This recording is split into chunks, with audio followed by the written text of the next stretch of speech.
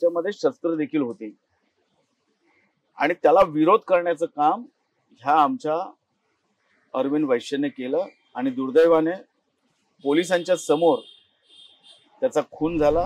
बरं, अंत्ययात्रा चालताना निघत असताना असे इशारे करणं, गळा कापण्याचे इशारे करणं, ही ताकद आली कुठून हो? धारावीमध्ये एक ग्राउंड होता, त्या ग्राउंड वरती 56 गाळे बांधले गेले।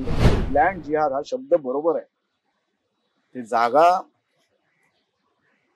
ओपन जागा आपल्या घशात पाडतात, मग तिकडे काय एक स्ट्रक्चर बनवतील, आणखीन त्यांचं प्रार्थनास्थळ बनवतील आणि मग एकदा प्रार्थनास्थळ बनलं की मग ना पोलीस लक्ष देत ना महानगरपालिका लक्ष देत। जर मंदिर बांधायला आता तुम्ही परमिशन देत नाही, मग बाकीचे प्रार्थनास्थळ कसे बांधले जातात? हा माझा सवाल आहे महानगरपालिकेच्या अधिकाऱ्यांना।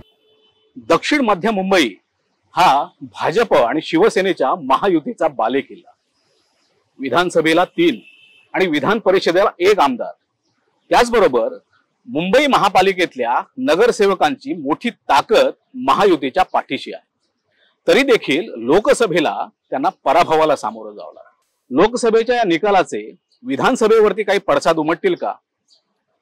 आगामी विधानसभा निवडणूक जिंकण्यासाठी महायुतीची रणनीती कशा प्रकारे सुरू आहे, या संदर्भात भाष्य करण्यासाठी आपल्या सोबत आहेत भाजपचे दक्षिण मध्य मुंबईचे जिल्हाध्यक्ष राजेश शिरवडकर। सर, महा एमटीबी मध्ये आपले स्वागत आहे। नमस्कार।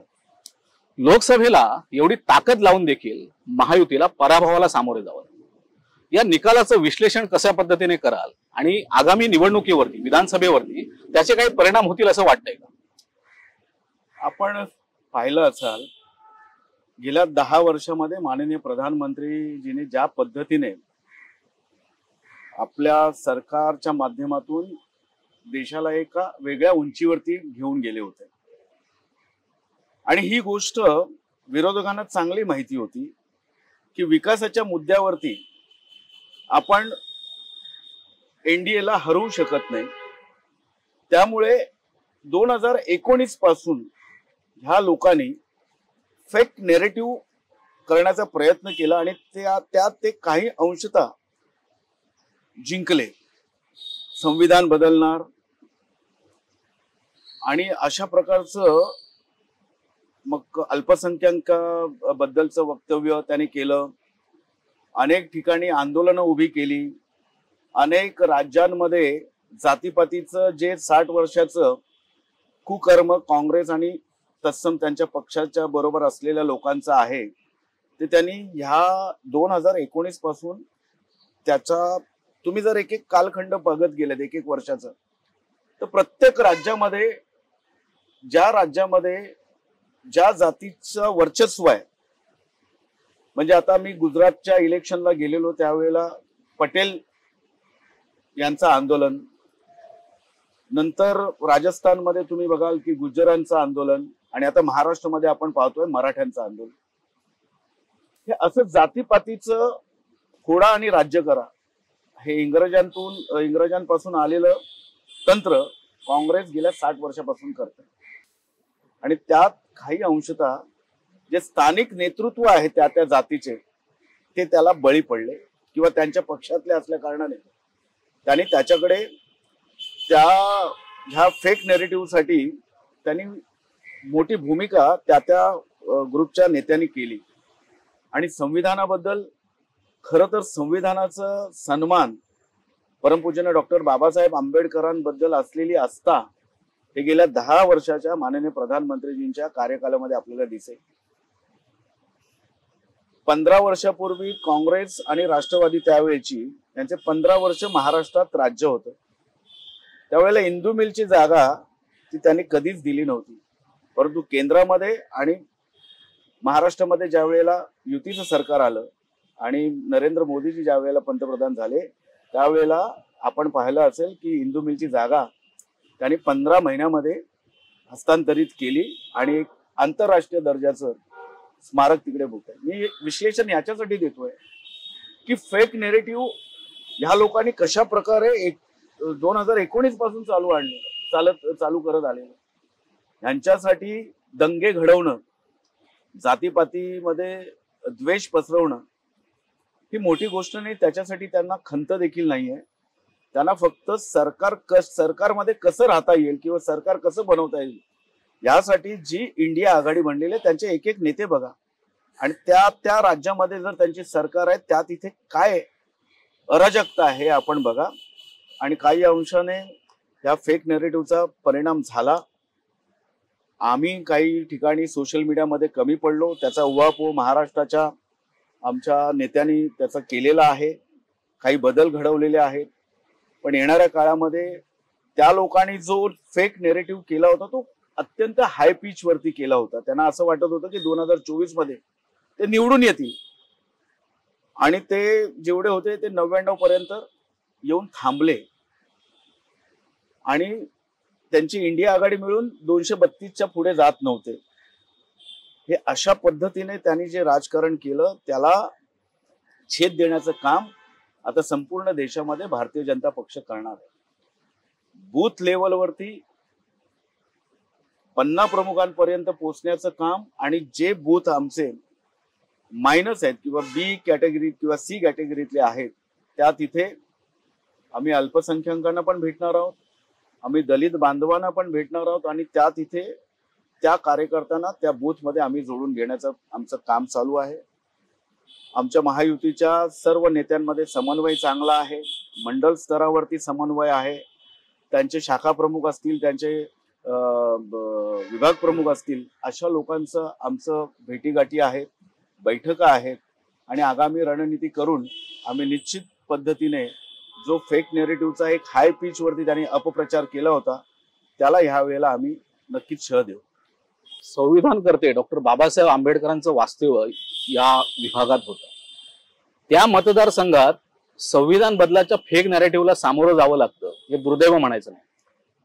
निश्चितच हे दुर्दैव आहे, कारण जर एनडीएचं सरकार आल्यानंतर माननीय प्रधानमंत्री असेल किंवा आमचे त्यावेळेचे मुख्यमंत्री देवेंद्र फडणवीस सरकार आमच्या महायुतीचं होतं. लंडन मधलं बाबासाहेबांचं घर असेल, जपानमध्ये अर्धपुतळा उभारण्याचं काम असेल, इंदू मिलची जागेचं हस्तांतरण करण्याचं असेल, 5 ठिकाणांना तीर्थक्षेत्र जिथे बाबासाहेब आंबेडकरांचं वास्तव्य होतं त्यांना तीर्थक्षेत्र घोषित करण्याचं असेल, एक नाही असे अनेक उदाहरणं देता येईल. माननीय प्रधानमंत्री 2014ला ज्या वेळेला प्रथम लोकसभेमध्ये पंतप्रधान म्हणून गेले असताना पहिल्यांदा त्या पायरीवरती त्यांनी नतमस्तक झाले, आणि दुसरं सेंट्रल हॉलमध्ये जी प्रत संविधानाची ठेवलेली आहे त्याच्यावरती नतमस्तक झाले, आणि त्यांनी तिथून आपल्या खासदारांना संबोधित केलं होतं. आणि त्यावेळेला त्यांनी सांगितलं होतं की आमचं जर राष्ट्रग्रंथ कोणता असेल तर ते संविधान आहे, आणि त्या पद्धतीने आम्ही आमचा राज्यकारभार चालू.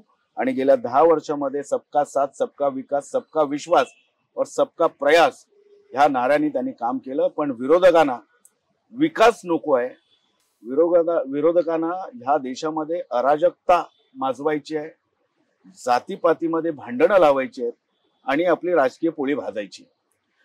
लोकसभेला धारावी प्रकल्प कळीचा मुद्दा ठरला होता. आता विधानसभेच्या अनुषंगाने सुद्धा त्याच मुद्द्याला पुन्हा भडकवण्याचा प्रयत्न होतोय. नेमकं या प्रकल्पामध्ये राजकारण काय होतंय, तुम्ही याचं विश्लेषण कसं कराल? चांगला प्रश्न विचारलात आपण. मी धारावीच्या प्रकल्पासंदर्भात ज्या वेळेला आमचे उमेदवार, युतीचे उमेदवार राहुल शेवाळे माजी खासदार होते, त्यांनी अतिशय चांगली एक भूमिका त्या तिथे मांडली होती. प्रत्येक समाजाच्या घटकाच्या लोकांच्या बैठका घेतल्या होत्या. त्या बैठकीला मी देखील उपस्थित होतो, काही ठिकाणी मी देखील संबोधित केलं होतं लोकांना. मग मुस्लिम समाजाचे लोक असतील, तिथे राहणारे पण तेवढेच आहे आणि कारखानदारी करणारे पण तेवढेच आहे. मग चामड्याचा व्यवसाय असेल किंवा अन्य व्यवसाय असतील, गारमेंट असेल, असे अनेक व्यवसायधारक पण तिथे आहेत. त्या प्रत्येकाचं व्यवसाय करणाऱ्या माणसाला तिथेच व्यवसाय करायला मिळावं ह्यासाठी माननीय देवेंद्र फडणवीसांनी जो धारावीचा मॉडेल बनवलेला आहे तो निश्चित रूपाने आपल्या चॅनलच्या माध्यमातून पुढच्या वेळेला काय असेल तर ते आम्ही आपल्या समोर ठेवू. अतिशय उत्तमरित्या सगळं त्याचं प्लॅनिंग केलंय. व्यवसायधारकांना जे आहे कमर्शियल, ते कमर्शियल झोन तिकडे आहे, रेसिडेन्शियल एरिया आहे, नंतर सेल एरिया असणार आहे, आणि जो धारावीकर मूळ धारावीकर आहे त्याला तिथेच राहण्याचा अधिकार आणि तिथेच व्यवसाय करण्याचा अधिकार, अशा पद्धतीचा एक आंतरराष्ट्रीय दर्जाचं, म्हणजे मुंबईमध्ये जेवढे डेव्हलपमेंट झालेले आहे त्याच्यामध्ये एक आयकॉनिक डेव्हलपमेंट असेल तर ते धारावीचा प्रकल्प असेल. पण म्हणून मी आपल्याला सांगितलं, ज्या धारावीमध्ये गायकवाड परिवार म्हणजे वर्षाताई गायकवाड त्यांचे अगोदर असलेले पिताश्री यांनी 40-45 वर्ष लोकप्रतिनिधी म्हणून काम केलेलं आहे. नगरसेवक, आमदार आणि खासदार ह्या सगळ्या ज्या लोकप्रतिनिधीच्या माध्यमातून जे समस्या असतात त्या सोडवल्या जातात. आज धारावी आपण जाऊन बघा, धारावी 25-30 वर्षापूर्वी पण तशीच होती, आता देखील तशीच आहे. आणि धारावीकरांना आणि नवीन जनरेशनला असं वाटतंय की आम्हाला आता धारावीमध्ये सुस्थितीमध्ये, चांगल्या घरामध्ये, चांगल्या सूर्यप्रकाश मिळणाऱ्या, हवा मिळणाऱ्या घरामध्ये आम्हाला स्थलांतरित करण्यात यावं. आणि विशेष लक्ष आपल्या महायुती सरकारने दिलं होतं. पण दुर्दैवाने नेहमीसारखं काँग्रेसचा जो आतापर्यंतचा इतिहास आपण पाहाल, त्यांनी फक्त नारा दिला, गरिबी हटावचा नारा दिला. पण गरिबी हटवण्यासाठी जे चोख काही नियोजन करायला लागतं ते केलं नाही. उलट जिथे नियोजन असतं विकासाचं तिथे खोडा घालण्याचं काम नेहमीच या लोकांनी केलं. आणि म्हणून त्याने विरोध केलेला आहे. त्या विरोधाला काहीच अर्थ नाहीये, कारण का धारावीच्या जनतेला घरं हवी आहेत. जे व्यवसाय करणार त्यांना व्यवसाय करणारे गाळे हवे आहेत आणि सगळं द्यायला तयार आहे. मग विरोध कशाला? त्यांना माहिती आहे जर यांना सगळं चांगलं मिळालं तर आपली जी वोट बँक आहे ती हातातून निसटेल. त्यांना ही सुप्त भीती आहे की आपण एवढ्या वर्षामध्ये काही करू शकलो नाही, परंतु देवेंद्रजींच्या नेतृत्वामध्ये आणि महायुतीच्या नेतृत्वामध्ये इथे धारावीची झोपडपट्टी एक चांगल्या सुस्थितीत जाते आहे. याचं कुठेतरी त्यांना खंत असेल किंवा भीती असेल, त्यामुळे त्यांनी तो विरोधाचा अस्त्र उगारलेला आहे. धारावीत अलीकडे एका हिंदू युवकाची जिहाद्यांनी हत्या केली होती. त्याच्या अंत्ययात्रेवरही दगडफेक झाली. अशा वेळी तिथला हिंदू बांधव काहीसा भीतीच्या छायेत आहे. आपला पक्ष त्यांच्या पाठीशी कशा प्रकारे उभा? मी त्या संपूर्ण घटनेचा साक्षीदार आहे. मला ज्या वेळेला कळलं की अशी घटना झाली आहे तर त्यावेळेला मी धारावी पोलीस स्टेशनला गेलो होतो.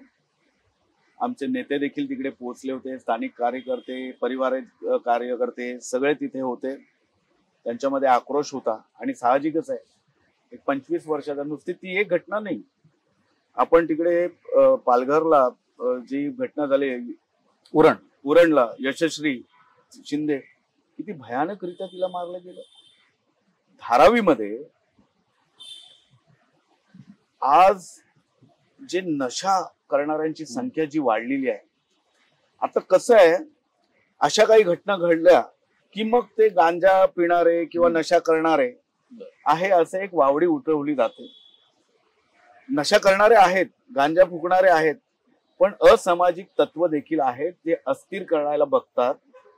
ती घटना धारावीमध्ये अस्थिरता निर्माण करणारी घटना असं मी मानतो. अनधिकृत बांधकाम करणं, त्या जागा स्वतःच्या ताब्यात घेणं, महानगरपालिकेचे असेल किंवा कलेक्टर लँड असेल, आणि मग तिथे जमावडा करून एक दहशतीचं वातावरण निर्माण करणं, हे चाललं होतं. त्या अरविंदनी त्या तिथे काही गोष्टी रोखण्याचा प्रयत्न केला. एकत्र बसणाऱ्यांच्या विरोधात आवाज उचलला होता, कारण का तिथे येणाऱ्या जाणाऱ्यांना धमकावलं जात होतं. तिथे चरस गांजा विक्री होत होती आणि ते चरस गांजा घेऊन तिथेच बसणारी लोक होती. आणि ते जे काय वास्तू होत्या त्याच्यामध्ये शस्त्र देखील होती. आणि त्याला विरोध करण्याचं काम ह्या आमच्या अरविंद वैश्यने केलं. आणि दुर्दैवाने पोलिसांच्या समोर त्याचा खून झाला. ज्या वेळेला हे सगळी वार्ता पसरल्यानंतर भारतीय जनता पक्ष आणि परिवार पूर्ण रस्त्यावरती उतरला. मी एक तुम्हाला सांगतो, आतापर्यंत खरंच घाबरत होते सगळे, पण आता आपण जे संघटित झालेलं आहे, हिंदू बांधव संघटित झालाय, त्याचा कुठेतरी फायदा आपल्याला येणाऱ्या काळामध्ये दिसेल. आतापर्यंत आपण काही बोलत नव्हतो, एक्सप्रेस होत नव्हते, कोणी सगळे गप्प बसत होते. पण आता उद्रेक, आणि हे अति झालं की तिथे कुठेतरी उद्रेक हा होणारच.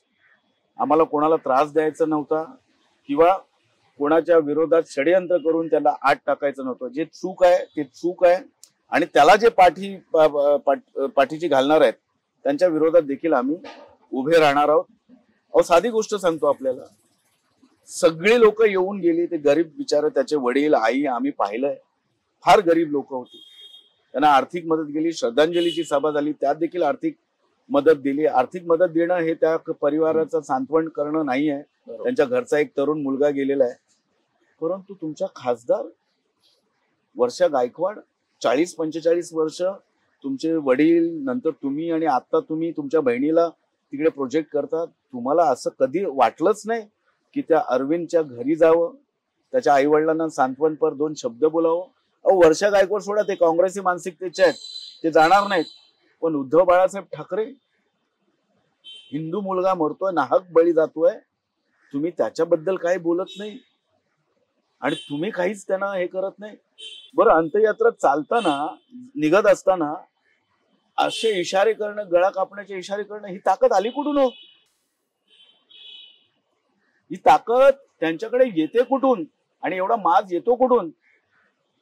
हा माज त्या तिकडच्या त्यांच्या स्थानिक नेतृत्वामुळे आलेला आहे. त्यांची वोट बँक आहे, त्यांना काही होणार नाही हे त्यांना खात्री पटलेली आहे. म्हणून ह्या अशा प्रकारचं त्यांनी केलेलं आहे. अंत्ययात्रेमध्ये दगडफेक करणं, त्यावेळेला चोख उत्तर आमच्या अंत्ययात्रेला आलेल्या लोकांनी दिलेलं आहे आणि यापुढे अशा घटना खपवून घेतल्या जाणार नाही. मुंबई सारखं छान, सुंदर आणि सुरक्षित शहर ह्या काँग्रेस आणि त्यांच्या युतीच्या लोकांमुळे आज अस्थिर होण्याच्या मार्गावरती आहे. आपण लोकसभेच्या, तुम्ही मगाशी लोकसभेचा प्रश्न विचारलात आम्हाला की कशामुळे झालेलं, तर फेक नेरेटिव्हमुळे झालंच. पण एक गठ्ठा मतं जे हिंदुत्वाचा पुरस्कार करणारे परमपूजनीय बाळासाहेब ठाकरे आणि त्यांचे चिरंजीव, त्यांना जे 9 खासदार निवडून आलेत ना, मतदान कोणी केलंय त्यांना कळलं असेल आणि त्यांना कळलंय, मुंबईकरांना देखील कळलंय, महाराष्ट्राच्या जनतेला कळलेलं आहे. त्यांना एक गट्टा मतं पडली. मराठी माणसांनी त्यांना नाकारलेला आहे. उद्धव बाळासाहेब ठाकरे यांच्या शिवसेनेला मराठी माणसांनी नाकारलेला आहे. शिवडी सारख्या मराठी बोल क्षेत्रामध्ये देखील त्यांना मतं कमी पडली. वरळीमध्ये त्यांना मतं कमी पडली. आमच्या जिल्ह्यामध्ये प्रतीक्षानगरमध्ये त्यांचा गड मानला जायचा, तिथे त्यांना मतं कमी पडली. आमच्या युतीला मतं जास्त पडलेली आहे. आणि जरा आत्मपरीक्षण करायला पाहिजे. आणि मुंबईला अस्थिर करण्याचं हे जे काही धोरण या लोकांनी चालवलेलं आहे, मुंबईकर ते कदापि सहन करणार नाही. मुंबईकर सजग झालेला आहे आणि येणाऱ्या विधानसभेमध्ये आमचा सुनियोजन पद्धतीने आम्ही जे समन्वय करून जे काम करतोय, लोकांपर्यंत पोहोचण्याचं काम करतोय आणि बूथ प्रमुख ते बूथ समिती ही सक्षम करण्याचं जे काम करतोय, जे लोकसभेमध्ये आम्ही थोडे गाफील राहिलो, अबकी बार 400 पार जो नारा झाला, मला आठवत आहे मागच्या वेळेला अडवाणींच्या वेळेला प्रमोद महाजन असताना इंडिया शायनिंग झालं, तशाच प्रकारचं काहीतरी झालं. आमचे कार्यकर्ते निर्धास्त होते आणि वातावरण तसं होतं, कारण का तेवढं काम केंद्र सरकारने केलं होतं, राज्य सरकारने केलं होतं. त्या विकासाच्या माध्यमातून लोक मतदान करतील असं वाटलं. पण शेवटी जातीपातीचं घाणेरडं राजकारण काही अंशतः जिंकलंय. परंतु आता सुजाण मतदाराला आणि राष्ट्रभक्त मतदाराला, सज्जन शक्तीला हे कळून चुकलेलं आहे की आता विधानसभेमध्ये पुन्हा महायुतीचं सरकार येणार. आणि मी तुम्हाला आज सांगतो आपल्या तरुण भारत दैनिकाला की ह्या 24च्या विधानसभेच्या निवडणुकीमध्ये पुन्हा एकदा महायुतीचं सरकार येणार आणि ह्या महाराष्ट्राला सुजलाम सुफलाम करण्यासाठी, विकास करण्यासाठी कटिबद्ध राहणार. धारावी, चेंबूर, अणुशक्तीनगरमध्ये मागच्या काही दिवसामध्ये लव जिहादच्या घटना वाढलेल्या दिसतात. अशा वेळी हिंदू तरुणींना सुरक्षित वातावरण तयार करण्यासाठी संघटना म्हणून आपण कशा प्रकारे प्रयत्न करता? तुम्ही 3 विधानसभाचा दाखला दिलात, पण ही समस्या संपूर्ण देशामध्ये आहे. दुर्दैवाने त्या विशिष्ट धर्माच्या मध्ये अशी शिकवण आहे की तुम्ही हिंदू मुलींना बाटवलत किंवा हिंदू किंवा काफिरांना मारलत, तुम्हाला जन्नत मिळते. हा जो काय त्यांच्या धर्माची ही काय जी शिकवण आहे, तीच मुळात हे कारणीभूत आहे. मी स्पष्ट बोलतो, मी राजकीय पक्षाचा कार्यकर्ता आहे, परंतु जे सुजाण मुस्लिम किंवा ते अल्पसंख्याक असतील त्यांना ही गोष्ट कळत असेल. तरुण मुलांना ही अशी विषारी मानसिकता कुठून येते? त्यांच्या घरामध्ये संस्कार का दिले जात नाही? स्त्री ही उपभोगण्याचीच वस्तू आहे असं त्यांच्यामध्ये का बिंबवलं जातं? आणि आपल्या धर्माची आणि इतर धर्माची असलेल्या त्याच्यावरती आणखीन विखारी नजरेने का ही मानसिकता कुठून येते, याचा शोध खरं तर आपण सगळ्यांनी करायला पाहिजे.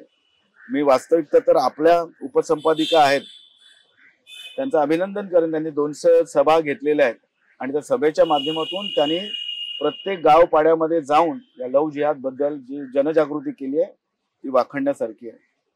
एक विशिष्ट तंत्र त्या लोकांनी आत्मसात केलेलं आहे. त्या तंत्राला कुठेतरी आपण छेद दिली पाहिजे. आणि त्यासाठी आतापर्यंत मी मगाशी आपल्याला सांगितलं की आपण एक्सपोज होत नव्हतो, आपण बोलत नव्हतो. आता हजारो लोकांचे आंदोलन निघतायत, मोर्चे निघतायत आणि त्या अशा संघटित वृत्तीच्या मोर्चांमुळे आणि दबाव तंत्रामुळे त्याच्यामध्ये थोडीशी घट ही आलेली आहे. कायदा झाला पाहिजे, लव जिहादच्या विरोधातला कायदा हा झाला पाहिजे, कडक झाला पाहिजे.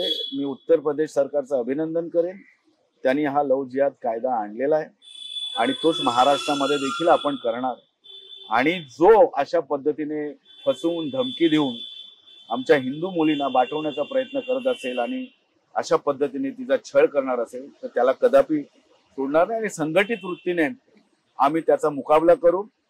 अनेक नेते ह्या विषयावरती बोलताना आपल्याला दिसतात, पण विरोधी पक्षातली लोक ह्या विषयावरती बोलू इच्छित नाही, कारण त्यांची वोट बँक आहे. यावेळेला आपल्या या चॅनलच्या माध्यमातून प्रत्येकाच्या, माझ्या घरी देखील मुलगी आहे, महाराष्ट्रामध्ये सगळ्या माता भगिनींना एवढंच सांगेन आपल्या चॅनलच्या माध्यमातून, सजग राहा. आपल्या आपल्या मुलांबरोबर मुलींबरोबर त्यांचे मित्र कोण आहेत, त्यांची दिनचर्या काय आहे, याच्याकडे थोडासा चौकश बुद्धीने तुम्ही पहा. ही लोक फार षडयंत्र करून आपल्या भोळ्या मुलींना फसवतात, दबावतंत्र टाकतात, आपल्या धर्माबद्दल चुकीची माहिती देतात, त्यांचा भ्रम निर्माण करतात. केरला स्टोरी जर आपण पाहिली तर आपली हिंदू मुलगी आतंकी होऊ शकते इथपर्यंत तिचा ब्रेन वॉश केला जातो. मग आपल्या धर्माबद्दल, आपल्या संस्कृतीबद्दल आपल्या मुलांना आपण सांगण्याची फार गरज आहे आणि त्याचा आम्ही प्रयत्न करतोय सामूहिकरित्या. महायुती म्हणून कार्यकर्ते आणि पदाधिकारी ज्या ज्या वेळेला आम्हाला अशा गोष्टी दिसतात त्याच्या विरुद्ध आम्ही एकत्र होऊन उभे राहतो, परिवार म्हणून उभे राहतो. त्यांना जेवढी शक्य आहे तेवढी मदत आम्ही करतो आणि याचा विस्तार आम्ही आणखीन वाढवणार आहे. प्रत्येक माता भगिनींना वाटलं पाहिजे की माझ्या मुलीला जर असं काही ती बळी पडणार असेल तर वाचवणारे भारतीय जनता पक्षाचे आणि शिवसेनाचे, म्हणजे एकनाथ शिंदे शिवसेनेचे पदाधिकारी असतील, कार्यकर्ते असतील. चेंबूरच्या काही डोंगरावरती अंमली पदार्थांचं एक मोठं रॅकेट चालवलं जातं. हे रॅकेट उद्ध्वस्त करण्यासाठी तुम्ही गृहमंत्र्यांना काही निवेदन वगैरे देणार? मी ह्याबद्दल निवेदन दिलेलं आहे ऑलरेडी. नुसतं चेंबूरच्या डोंगराळ भागात नाही, धारावीचा मगाशी आपण उल्लेख केला, सायन सारख्या एरियामध्ये पण होत आहे. म्हणजे मला अतिशयोक्ती अशी वाटणार नाही. सायन कोळीवाडा विधानसभा जी आहे किंवा अणुशक्ती नगर आहे किंवा ही वडाळा विधानसभा, अशा काही ठिकाणी मोठ्या प्रमाणात हे प्रकार राजरोज चालू आहे. गृहमंत्री म्हणून मी माननीय देवेंद्रजींना पत्र केलंय, त्याच्यावरती मोठ्या प्रमाणात ऍक्शन देखील होत आहेत, काही लोकांना अटक देखील होते आहे. पण अजून त्याची व्याप्ती वाढवायला पाहिजे. आणि जे पुड्या विकणारे आहेत हे पोलीस स्टेशनला पूर्ण माहित आहे, कोण विकतं, त्यांचे गिराईक कोण, त्यांना आणून कोण देतं. याच्यावरती ह्या आता निवडणुका आहेत, पण त्याच्या अगोदर आपल्याला त्याच्यावरती ठोस कारवाई सरकारच्या माध्यमातून करायलाच पाहिजे. आणि मला पूर्ण विश्वास आहे माननीय देवेंद्र फडणवीसजी, ह्या ही टोळीच आहे, नशा करणारी आणि नशा विकणारी, या टोळीनं जेरबंद करून त्यांना कडक शिक्षा कशी होईल याचं महायुती सरकार म्हणून करतील. आणि जिथे जिथे आवश्यकता लागते तिथे तिथे आम्ही कार्यकर्ते म्हणून देखील वेळोवेळी पोलीस स्टेशनला निदर्शनात आणून देतो. कारवाई त्यापुरता होते, पण पुन्हा जैसे थे हे प्रकार आहेत. मुंबई शहराला सुरक्षित ठेवण्यासाठी हे जे काही नशाचे काही अड्डे आहेत ते उद्ध्वस्त करावेच लागतील. पूर्वी मुंबई ही हातभट्टीची मुंबई म्हणून ओळखली जायची आणि त्यावेळेला आम्ही पाहिलेलं आहे, असे पोलीस अधिकारी पाहिलेले आहेत की हातभट्टी चालू आहे तिथे जाऊन ते टाक्या फोडणं, कुऱ्हाडीने फोडणं, शिगेने फोडणं आणि ते उलटून देणं आणि त्या आरोपींना पकडणं हे आम्ही पाहिलेले आहेत. म्हणजे हातभट्ट्या एवढ्या मोठ्या प्रमाणात लागल्या जायच्या मुंबईमध्ये.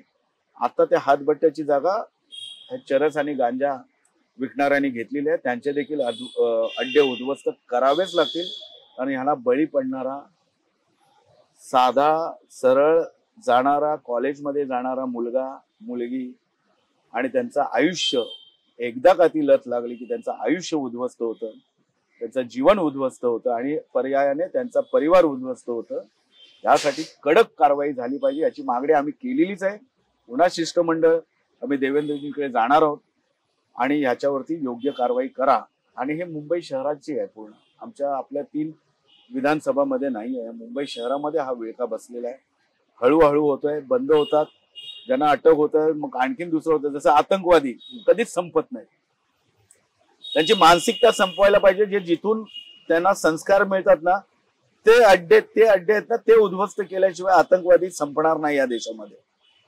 आणि त्यामुळे हे जे काही काम करणारी आहे, अवैध काम करणारी जी लोक आहेत, एक गेला की दुसरा येतो. जसं गँगस्टर लोकांना संपवलं, एन्काउंटर केले, उत्तर प्रदेशमध्ये एन्काउंटर केले, महाराष्ट्रामध्ये स्वर्गीय गोपीनाथ मुंडे जी असताना 300 पेक्षा जास्त गँगस्टरना एन्काउंटर करून मारले आणि त्यामुळे मुंबई सुरक्षित राहिली.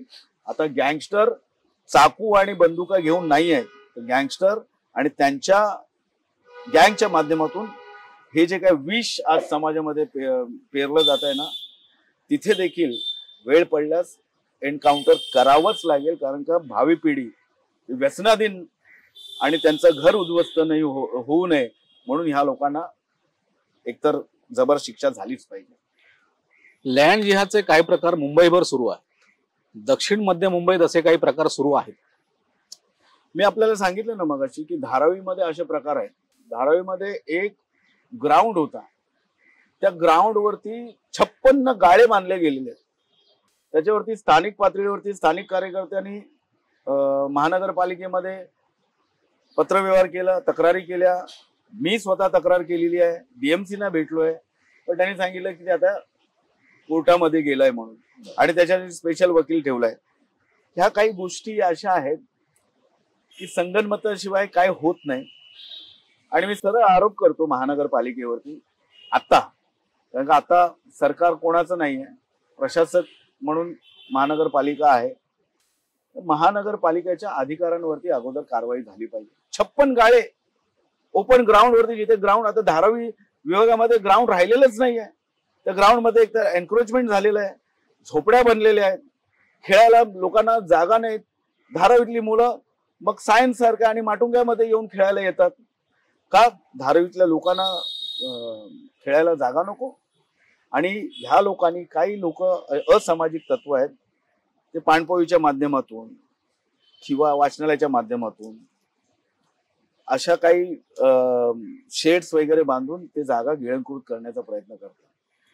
महानगरपालिकेने याच्यावरती ठोस कारवाई करायला पाहिजे. त्याचा पाठपुरावा जिल्हा अध्यक्ष म्हणून मी बऱ्याच वेळेला केलेला आहे, अनेक ठिकाणी आम्ही पाळलेलं आहे. आणि एक त्यांची कार्यपद्धती आहे, जागा लँड जिहाद हा शब्द बरोबर आहे. ते जागा, ओपन जागा आपल्या घशात पाडतात, मग तिकडे काय एक स्ट्रक्चर बनवतील, आणखीन त्यांचं प्रार्थनास्थळ बनवतील. आणि मग एकदा प्रार्थनास्थळ बनलं की मग ना पोलीस लक्ष देत ना महानगरपालिका लक्ष देत. त्यांना मग जातीयवाद त्याच्यामध्ये दिसतो. जर मंदिर बांधायला आता तुम्ही परमिशन देत नाही, मग बाकीचे प्रार्थनास्थळ कसे बांधली जातात? हा माझा सवाल आहे महानगरपालिकेच्या अधिकाऱ्यांना. त्याच्यावरती कडक कारवाई. आणि आता आपण जागृत झालेलो, काही परिवार आणि काही हिंदू जागृत झालेले आहेत. या विरोधात त्यांनी आंदोलनं वेळोवेळी केलेली आहेत आणि संघटित होऊन आंदोलन केल्यानंतर, म्हणजे आता हा आपला विषयांतर होईल जरा, पण बांगलादेशमध्ये ज्या वेळेला हिंदू मंदिरं आणि हिंदूंवरती अत्याचार झाले आणि ज्या वेळेला आता हिंदू एकत्र होऊन ज्या वेळेला प्रोटेस्ट बांगलादेशमध्ये करू शकतात, तर मुंबई सारख्या सुंदर आणि सुरक्षित शहरामध्ये आपल्या समस्त हिंदूंना एकत्र व्हायलाच पाहिजे. आपली सुरक्षा आपल्या येणाऱ्या भावी पिढीसाठी. आणि मुंबई हे आंतरराष्ट्रीय दर्जाचं शहर आहे. इथे कोणत्याही प्रकारचं गालबोट लागता कामा नये. जे वैधानिक असेल तेच झालं पाहिजे. जे लँड जिहाद करतायत त्याच्यावरती निष्कर्षणाची कारवाई ही झालीच पाहिजे. जे नशा आणि इतर काही गोष्टी करतायत त्यांच्यावरती कारवाई झाली पाहिजे, कायदेशीर कारवाई झाली पाहिजे.